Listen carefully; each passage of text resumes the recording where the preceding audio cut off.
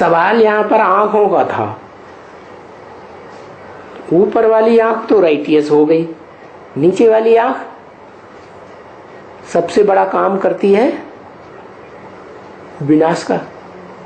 उसका आधार क्या है? क्यों विनाश किया? कि कोई भी पसंद नहीं आया। क्या? कौन पसंद आया फिर? अरे कोई पसंद आया कि नहीं आया?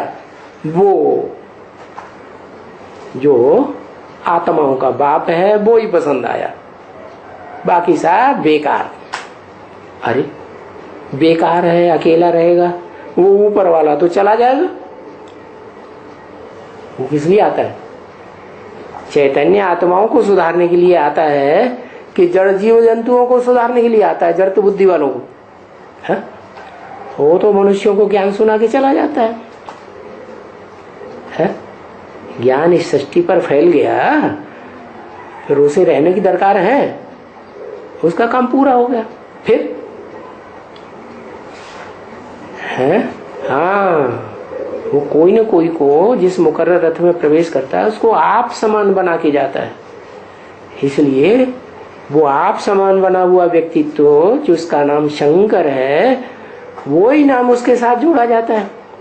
आप समान बन गया तो दोनों हो गए ना, शिव भी हो गया और साथ में क्या हो गया? शंकर भी हो गया। शंकर बना मूर्तिमान, मूर्ति वाला, और शिव बना निराकारी स्टेज। तो निराकारी स्टेज जो है वो फिर देखती है कि उस एक के सिवाय इस दुनिया में कोई निराकारी आत्मा नहीं है जिसको इस दुनिया में रखा जाए शरीर के साथ, तो सबको खलास कर दे। क्या? परा प्रकृति हो या अपरा प्रकृति हो चैतन्य में, क्या उनका भी शरीर खलास होगा कि रह जाएगा? है? रह जाएगा? नहीं, खलास। तो खलास करना है तो दृष्टि कैसी हुई? वक्र दृष्टि कहें या राइटियस दृष्टि कहें? वक्र दृष्टि। क्यों भाई? पराशक्ति को तो ऐसे नहीं देखना चाहिए। कैसे? टेढ़ी दृष्टि से। क्यों? क्यों नहीं देखना चाहिए? कोई कारण? वो तो आत्म भाव वाली है ना, कि देह भाव वाली है? परा प्रकृति आत्म भाव वाली है ना। तो जब आत्म भाव वाली है तो देव भाव में रहती है या नहीं रहती है? ब्राह्मण जन्म में है? नहीं रहती है? देव भाव में नहीं रहती। अरे ज्ञानेंद्रियों से देव भाव में आती है या नहीं आती है? अरे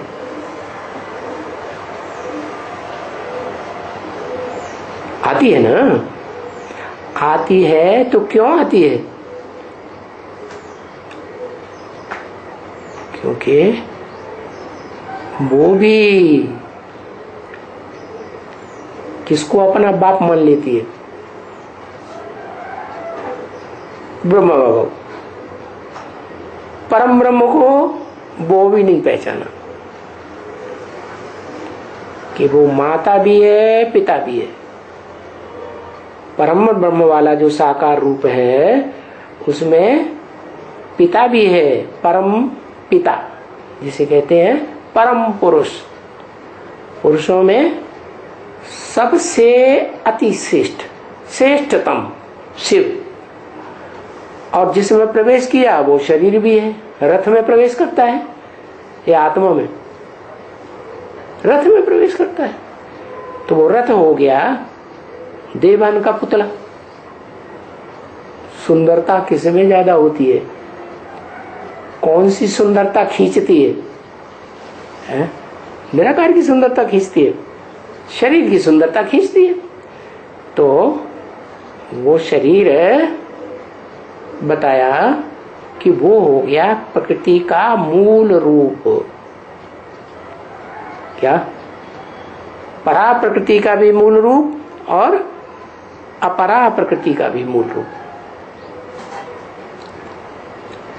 अपरा प्रकृति का मूल रूप तो ठीक है, वो तो कलयुग के अंत में देह अभिमानी पत्थर बुद्धि बन ही जाता है। लेकिन परा प्रकृति का मूल रूप कैसे? जब पहचान मिलती है कि मैं देह नहीं हूं, क्या हूं? ज्योति बिंदु आत्मा हूं, तो ज्योति बिंदु आत्मा की स्मृति में टिकते टिकते और बाप को याद करते करते क्या बनेगा? आत्मा आत्मभाव वाला बनेगा या नहीं बनेगा? तो वो हो गया मूल। मूल रूप में आत्मभाव वाली प्रकृति भी है और परा प्रकृति भी है। तो बताया कि जो आत्मभाव वाली प्रकृति है वो मूल रूप में ऊपर से कनेक्टेड है या नीचे वाले शरीर से कनेक्टेड है? उसे रथ कहें या रथी कहें या सारथी कहें? है? क्या कहें? जिसका रथ है उसे क्या कहें? उसे तो रथी ही कहेंगे ना। तो रथी वाली जो आत्मा है, जिसे अर्जुन कहो, आदम कहो, शंकर कहो, आदिनाथ कहो, है वो आत्मा दोनों रूप देखती है, राइटियस भी और लेफ्टिस्ट भी। लेकिन राइटियस एक भी आत्मा नहीं समझ में आती है।